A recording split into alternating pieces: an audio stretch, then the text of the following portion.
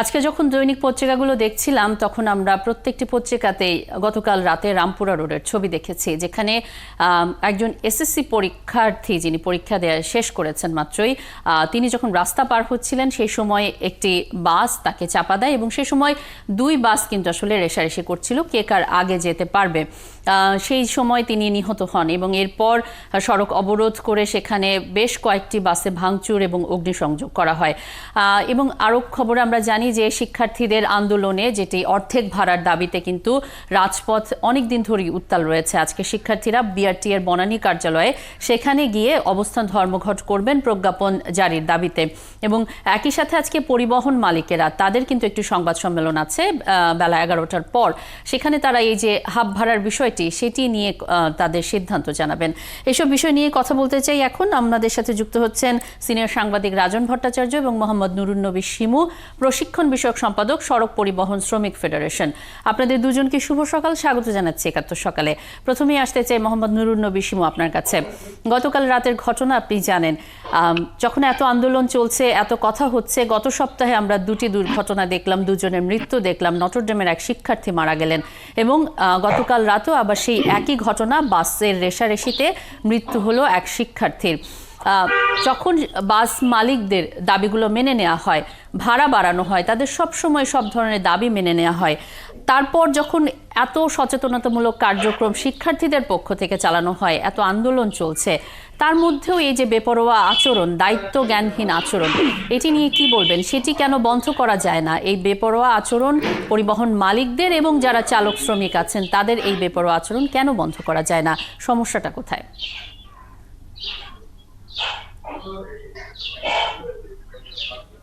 মোহাম্মদ নুরুন নবী শিমু, আপনার কাছে জানতে চেয়েছি।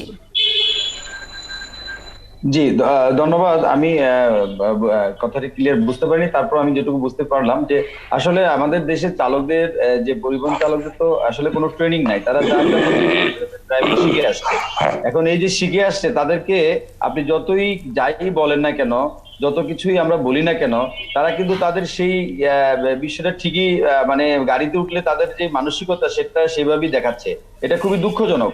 আমাদের দেশের চালক সমাজ পরিবর্তন হতে হবে, প্রশিক্ষণের দরকার। পাশাপাশি আমাদের যে এই যে চালকদের নিয়োগপত্র নাই, এই নিয়োগপত্র না থাকাতে এরা যে কাজটা করে, এই ডেইলি বেসিস কাজ করার জন্য তারা যে রেষারেষিটা করে, কার গাড়ি কে আগে যাবে, আগে লোক উঠাবে, আগে ট্রিপ দিবে, এই বিষয়টা বেশি তাই বলে আমি মনে করি। এই জন্য পরিবহন চালকদের অবশ্যই শ্রমিকদের নিয়োগপত্রটা সরকার যদি বাধ্যতামূলক করে দেয় এবং দ্রুত এটা যদি কার্যকর করে, তাহলে বেশি কাজ করবে এই জায়গাটায়, অর্থাৎ দুর্ঘটনা। জি, আপনি সরকারকে বাধ্যতামূলক করার কথা বলছিলেন, যেটি চুক্তি ভিত্তিতে তারা গাড়ি চালান, এটিকে আসলে নিয়োগ প্রক্রিয়ায় নিয়ে আসার একটি দাবি কিন্তু দীর্ঘদিনের, এবং সে ব্যাপারে যারা গণপরিবহন মালিকেরা আছেন তারা বিভিন্ন সময় কিন্তু আশ্বাস দিয়েছেন যে তারা চুক্তি ভিত্তি সেটি বাতিল করবেন। 2018 সালে যখন শিক্ষার্থীরা আন্দোলন করছিলেন এবং সে সময় 9 দফা দাবি দিয়েছিলেন, সে সময় কিন্তু গণপরিবহন মালিকেরা বলেছিলেন, বাস মালিকেরা, যে চুক্তি ভিত্তিতে যে পরিবহন চালানো হয় সেটি বাতিল করে নিয়োগ প্রক্রিয়া সেটি আসলে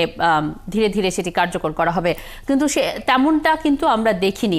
যখন ভাড়া বাড়াতে হয় তখন কিন্তু ঠিকই আন্দোলনে নামেন, তখন কিন্তু 1-2 দিনের মধ্যেই পুরো দেশ অচল করে দিয়ে কিন্তু দাবি আদায় করা হয়। কিন্তু এই বিষয়গুলো, যে একজন প্রশিক্ষিত চালক বা চালকের প্রশিক্ষণ সেটি নিশ্চিত করা, একই সাথে এই যে নিয়োগ প্রক্রিয়া চুক্তিভিত্তি বাতিল করে, সেই সব ক্ষেত্রে কিন্তু যে পরিমাণ আগ্রহ আমরা ভাড়া বাড়ানোর ক্ষেত্রে দেখি, সেই পরিমাণ আগ্রহ এই জায়গায় দেখি না। কেন? সেটি কেন হয়?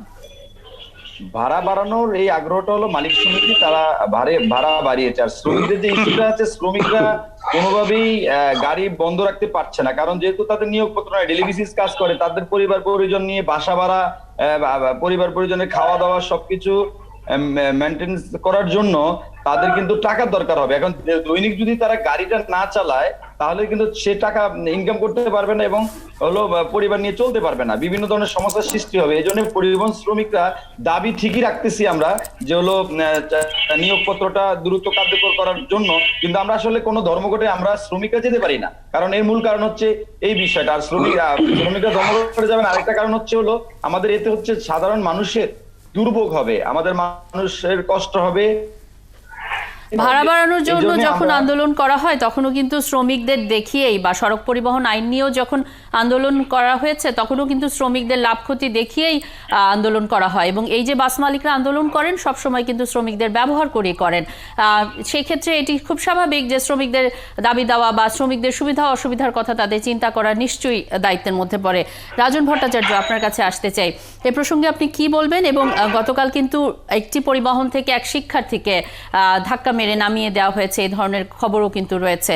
আমরা একের পর এক নৈরাজ্যের খবর এবং দুর্ঘটনার খবর তো দেখছি, কিন্তু বন্ধ করার কোনো রাস্তা খুঁজে পাওয়া যাচ্ছে না। দেখুন, পরিবহন সেক্টরে নৈরাজ্যের যে বিষয়টি আসছে সেটি আসলে নতুন কিছু নয়, এটি যুগ যুগ ধরে চলে আসা একটি ধারাবাহিকতার এই অংশ আমরা মনে করি। কিন্তু এবার যে সংকটটুকু শুরু হয়েছে নতুন করে, যে বাস ভাড়াকে কেন্দ্র করে, আপনি দেখুন যে পরিবহন সেক্টরে কিন্তু একটি অস্থিরতা আমি চারদিক থেকে লক্ষ্য করছি। একদিকে হচ্ছে যে শ্রমিকরা বেপরোয়া, একের পর এক সড়ক দুর্ঘটনায় মানুষ মারা যাচ্ছে, ড্রাইভিং সিটে আসলে চালক থাকছে না, তার সহযোগীরা থাকছে, রাস্তায় একের পর এক দুর্ঘটনা হচ্ছে।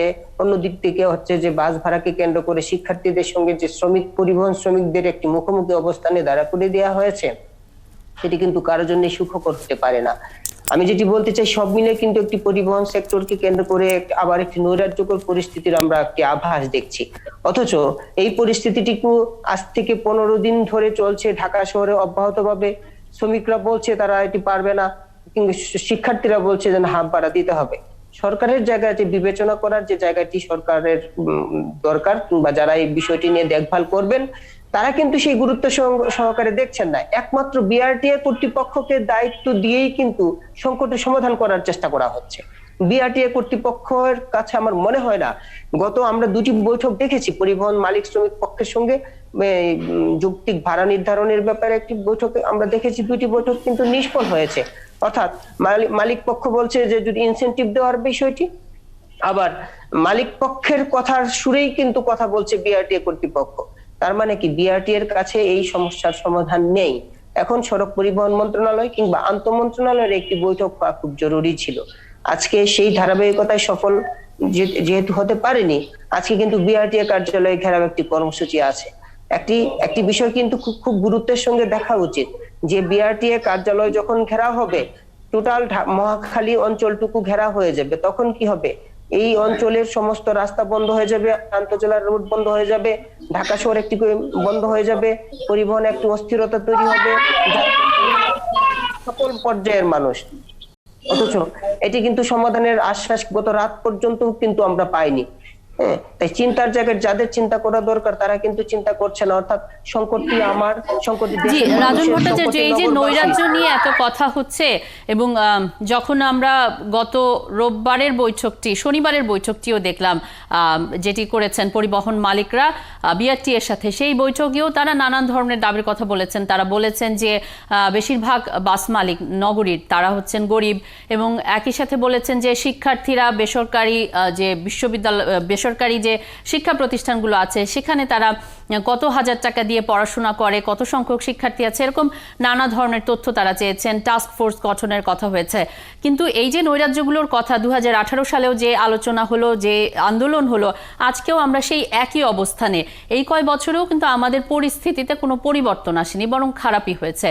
কিন্তু এর মধ্যে আমরা এই যে চুক্তিভিত্তিক যে বাস চালানো সেটি বাতিল করা বা প্রশিক্ষণের ব্যবস্থা করা, এই ধরনের বিষয় নিয়ে কিন্তু কোনো আলোচনা দেখি না। না মালিক পক্ষ থেকে দেখি, তাদের ভেতর থেকেও কিন্তু কোনো উদ্যোগ দেখি না যে এইটি যেন কার্যকর করা হয়, অনিয়মগুলো যেন বন্ধ করা হয়। তেমন কোনো উদ্যোগ কিন্তু আমরা দেখি না।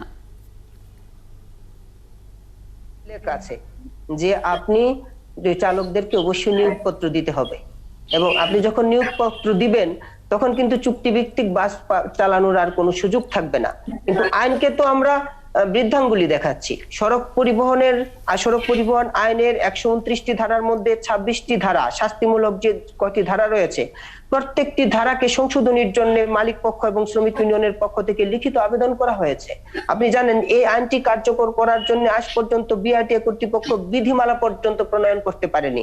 তাহলে এই তামাশা করার জন্য এই আইনটি আপনারা কেন করলেন? আজ পর্যন্ত পুলিশ কর্তৃপক্ষ কিংবা বিআরটিএ কর্তৃপক্ষ দেখাতে কি পারবে যে ট্রাফিক আইন অমান্য করার জন্য কিংবা চালক তার কর্তব্য অবহেলার জন্য একটি পয়েন্ট কাটা হয়েছে, যে পয়েন্ট কাটার জন্য ড্রাইভিং লাইসেন্স বাতিল করা হয়েছে, কিংবা আপনার রুট পারমিট বাতিল করা হয়েছে, কিংবা মালিক পক্ষকে দোষারোপ করার জন্য কিংবা তাকে আইনের আওতায় আনার জন্য একটি পদক্ষেপ নেওয়া হয়েছে, একটি পদক্ষেপ নেওয়ার কোন রকম সুযোগ নেই। অর্থাৎ আপনাকে হাত পা বেঁধে দিয়ে একটি আইন সামনে দেওয়া হয়েছে, আইনটি কার্যকর করতে দেওয়া হচ্ছে না, এবং সেটিও কার্যকর করতে দেওয়া হচ্ছে না। এই যে পরিবহন মালিকরা আছেন এবং শ্রমিকদের দোহাই দিয়ে নানান অজুহাতে শ্রমিকদের ব্যবহার করেও কিন্তু সেই আইনটিও কার্যকর করতে দেওয়া হচ্ছে না। মোহাম্মদ নুরুন নবী শিমু, আপনার কাছে জানতে চাই, আপনি বলছিলেন যে ভাড়া তো আসলে বাস মালিকরা বাড়িয়েছেন, কিন্তু সমস্যায় তো শ্রমিকরা আছেন। নিয়োগপত্রের কথাও বলছিলেন, প্রশিক্ষণের কথাও বলছিলেন। শ্রমিকদের পক্ষ থেকে কি কখনো এর জন্য জোরালো কোনো দাবি জানানো হয়েছে, কোনো কর্মসূচি দেওয়া হয়েছে? পক্ষ থেকে সবসময় আমাদের এই দাবিটা থাকে, যে কোনো মিটিং এ আমরা বলি যে আমাদের নিয়োগপত্র, আমাদের বাংলাদেশ সড়ক পরিবহন শ্রমিক ফেডারেশনের সম্মানিত সভাপতি সাধারণ সম্পাদক সবসময় বলেন যে নিয়োগ যে কোনো মিটিং এ, বিআরটি মিটিং এ বলেন, প্রশাসনিক যে কোনো মিটিং এ পরিবহন মালিকদের সাথে মিটিং এ সবসময় বলে থাকেন যে নিয়োগপত্র দেওয়া হোক। কিন্তু আসলে এটা কেন কার্যকর হচ্ছে না, এটা অবশ্যই সরকারের দেখতে হবে। তবে গতকালকে মাননীয় যোগাযোগ মন্ত্রীকে আমি ধন্যবাদ দিই, উনি কিন্তু আমাদের মন্ত্রী মহোদয় কে ধন্যবাদ দিব, উনি কিন্তু কালকে বলেছেন যে মালিকদেরকে উদ্দেশ্য করে যে ভাড়াটা বিবেচনা করার জন্য ছাত্রদের যে আন্দোলনটা। তো আসলে আমাদের চালকদের জন্য বা এই সেক্টরকে উন্নত কেন হচ্ছে না, কি পিছুটা, মানে কি সমস্যা, সেটির কারণ কি খুঁজে পাওয়া যাচ্ছে না? আপনি যেটি আমরা দেখেছি, যখন সড়ক পরিবহন আইন হলো সে সময়ও শ্রমিকরা রাস্তায় নামলেন, গণপরিবহন বন্ধ হলো। যখন বাস মালিকরা ভাড়া বাড়ানোর জন্য দাবি আনলো, মানে সেই দাবি তুললো, সে সময়ও কিন্তু শ্রমিকরাই গাড়ি বন্ধ করেছেন। কিন্তু এই যে তাদের যে দাবিগুলো, এবং দিন শেষে তারাই যে এটার জন্য লাভ ক্ষতির যে হিসাবটা তাদের ঘাড়েই পড়বে, এর কারণে কি শ্রমিকরা কখনো রাস্তায় নেমেছে? আমরা তো সেই বাস মালিকদের বিরুদ্ধে কখনো শ্রমিকদের রাস্তায় নামতে দেখিনি। না, শ্রমিকরা রাস্তায় নামলেই যে সমাধান হয়ে যাবে তা কিন্তু বাস যখন বন্ধ করা হয় তখন ভাড়া বাড়ানোর জন্য কিন্তু শ্রমিকরা রাস্তায় নামেন, বাস মালিকদের কথাই নামুক বা তারা নামেন, এবং সেই সময় কিন্তু সমাধান আসে। তাহলে এই ক্ষেত্রে কেন রাস্তায় তারা নামেন না? শ্রমিকরা বন্ধ করে দিতে পারে না, বাস কিন্তু শ্রমিকরা বন্ধ করতে পারে না, বাস বন্ধ করে দিচ্ছেন মালিকরা যদি বাস দৈনিক চালানোর জন্য যে জিনিসগুলো প্রয়োজন হয় এগুলো না দেন, তাহলে কিন্তু শ্রমিক গাড়ি চালাতে পারবে না। এই বিষয়টা মাথায় রাখতে হবে। এখন শ্রমিক যত সমস্যা হচ্ছে সব শ্রমিকেরই বেশি আমি মনে করি, কারণ এই যে ছাত্রদের সাথে যে সমস্যাগুলো হচ্ছে, এটাও দেখি না যে মালিক কর্তৃপক্ষ শ্রমিকদেরকে সচেতন করার জন্য কিংবা শ্রমিকদের অধিকার আদায় করার জন্য একটি পদক্ষেপ নেয়নি। সেজন্য শ্রমিকরা একদিন অন্তত পক্ষে প্রতিবাদ করেছে সম্মিলিতভাবে, তাদের কোনো একটা অধিকারের দাবিতে তারা রাস্তায় নেমেছে, কারণ দুর্ঘটনা ঘটলে এর শিকার শ্রমিকরাই হন। উদাসীনতার প্রয়োজনে আমরা এই বিষয়টি নিয়ে আলোচনা চলছে। আমরা খুব দ্রুত এই নিয়োগপত্র নিয়ে বিশেষ করে আমরা বড় আন্দোলনে যাব, পদক্ষেপে যাব। আমরা কিন্তু আলোচনা চলছে আমাদের। আশা করি আপনাদের এই আলোচনা অনেক দ্রুত শেষ হবে এবং একটি কার্যকর সিদ্ধান্তে আপনারা আসতে পারবেন, এবং তার পরিবর্তন আমরা দেখতে পারবো আমাদের সড়কে, এবং সড়ক নিরাপদ হবে সেই প্রত্যাশাই রাখতে চাই। অনেক ধন্যবাদ মোহাম্মদ নুরুন নবী শিমু, এবং একই সাথে রাজন ভট্টাচার্য, আপনাকেও ধন্যবাদ জানাতে চাই।